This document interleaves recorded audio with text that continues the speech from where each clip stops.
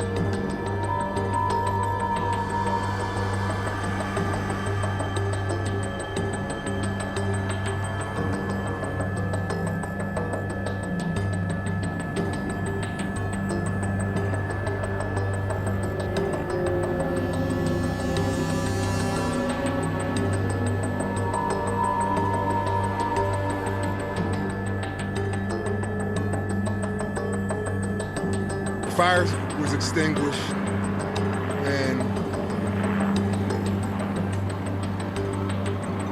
it was terrible. Most I've been around for 35 years now, and this is probably one of the worst.